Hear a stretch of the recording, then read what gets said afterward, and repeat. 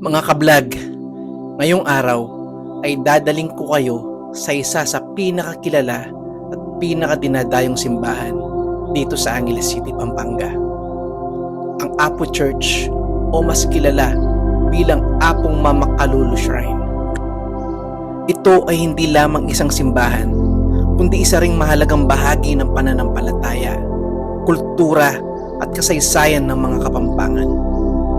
At kung taga Pampanga ka, siguradong narinig mo na ang tungkol sa Apo Church at ang napakaraming debotong bumibisita rito tuwing Biyernes.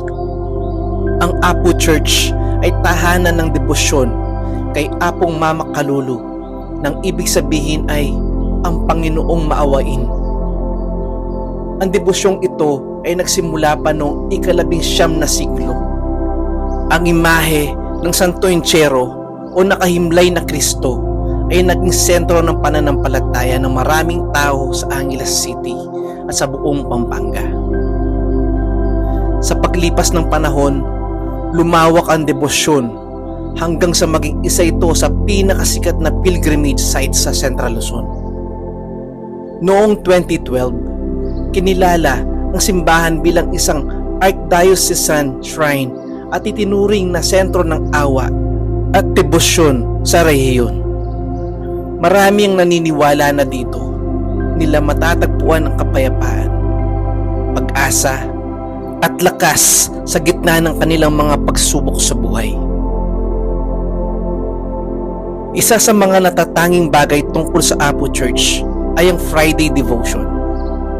Tuwing Biyernes, libu-libong deboto mula sa iba't ibang bahagi ng Pampanga at maging sa mga karatig probinsya ang dumadayo rito upang dumalo sa misa, magdasal, magsindi ng kandila at magbigay pugay kay Apong Mama Kalulu. Para sa marami, ang Biyernes ay araw ng pasasalamat, paghiling at paghahanap ng lakas mula sa Panginoon. Makikita mo rito ang mga pamilya, mga senior citizen, mga manggagawa, estudyante at mga taong may iba't ibang pinagdaraanan sa buhay, ngunit iisa ang hangarin, ang manalangin at magpasalamat. Higit sa pagiging isang lugar na pagsamba, malaking bahagi ang Apo Church ng pagkakakilanlan ng Angeles City. Isa itong simbolo ng pananampalataya ng mga Angelenyo at mga Kapampangan. Dahil sa dami ng mga debotong bumibisita rito, naging bahagi rin ito ng turismo at lokal na ekonomiya ng lungsod. Maraming maliliit na negosyante ang umaasa sa mga debotong bumibisita tuwing Biyernes. Sa paligid ng simbahan ay makikita rin ang mga tindahan, mga nagtitinda ng kandila, pagkain at iba't ibang mga paninda na nagbibigay buhay sa komunidad.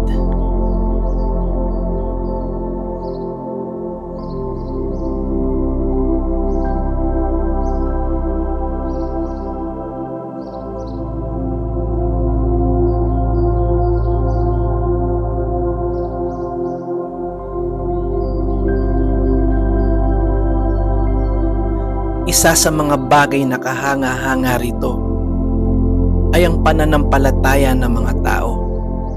May mga dumadayo rito linggo-linggo, may ilan naman taon-taon lamang nakakabalik. Ngunit pare-pareho silang may dalang pag-asa, pasasalamat at pananalig.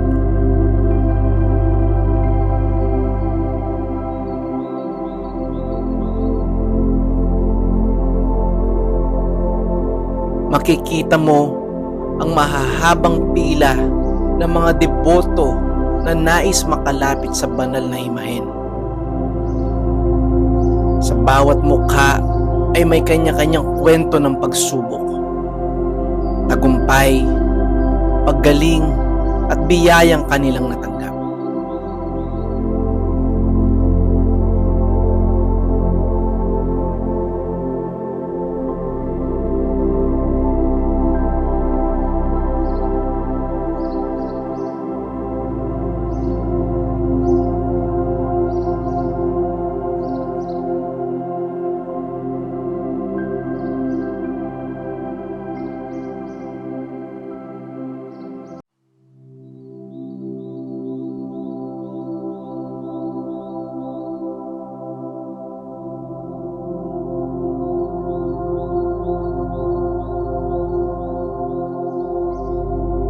Laking Apo Church din ako.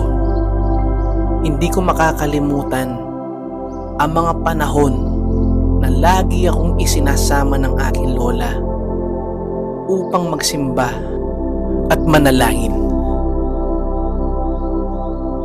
Isa rin sa pinakahihintay ng pagdiriwang dito ay ang Piyestang Apo na ginaganap tuwing huling Biyernes ng Oktubre. Ito ay isa sa pinakamalaking relihiyosong pagdiriwang sa Pampanga. Sa araw na ito, libu-libong debotong nagtitipon upang magbigay pugay at magpasalamat kay Apong Mama Kalulu. Ang pagdiriwang na ito ay nagpapakita kung gaano kalalim ang pananampalataya at debosyon ng mga tao sa lugar na ito. Sa pagbisita ko rito sa Apo Church, ramdam ko agad ang kakaibang katahimikan at kapayapaan ng lugar. Sa gitna ng ingay ng syudad, trapiko, trabaho at iba't ibang hamon sa buhay, parang may espesyal na pakiramdam kapag nakakatapak ka rito. Para bang kahit sandali, nawawala ang mga alalahanin at napapalitan nito ng pag-asa at pananampalataya. Hindi nakapagtataka kung bakit patuloy na dinarayo ng napakaraming deboto ang Apo Church tuwing Biyernes. Maraming pumupunta rito upang magpasalamat sa mga biyayang natatanggap, habang ang iba naman ay humihingi ng gabay, lakas at himala para malampasan ang kanilang mga pagsubok. Habang pinagmamasdan ko ang mga debotong pumapasok sa simbahan, mapapansin mo na iba-iba man ang kanilang pinanggagalingan at pinagdaraanan sa buhay, iisa naman ang kanilang panalangin: ang makalapit sa Panginoon at maramdaman ang kanyang awa at pagmamahal. Sa totoo lang, hindi man tayo pare-pareho ng kwento sa buhay. Lahat tayo ay dumaraan sa mga pagkakataong kailangan natin ng lakas, direksyon at pag-asa.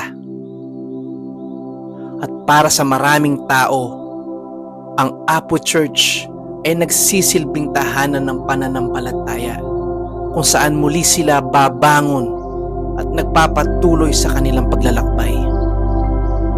Bilang isang Angeleño, pinagmamalaki ko na mayroon tayong ganitong makasaysayan at banal na lugar dito sa ating lungsod.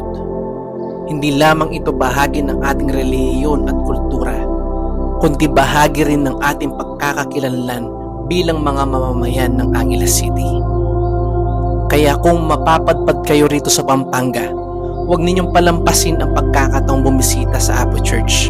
Hindi lang dahil ito ay sikat na destinasyon, kundi dahil maaari rin kayong makatagpo ng katahimikan, inspirasyon at bagong pag-asa para sa inyong buhay. At bago tayo umalis, nais kong ipaalala na anuman ang ating pinagdaraanan ngayon, huwag tayong mawalan ng pananampalataya. Patuloy tayong magdasal, magpasalamat at magtiwala sa plano ng Panginoon. Dahil sa tamang panahon, darating din ang mga biyayang ating inihintay.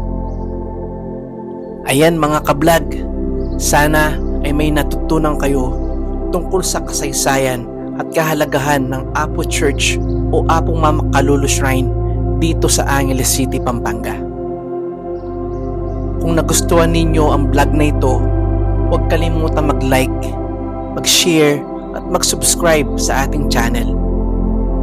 Napakalaking bagay na po ito para sa aming mga small content creators.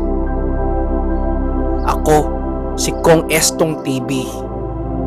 Kita-kits sa susunod nating vlog. God bless po sa ating lahat.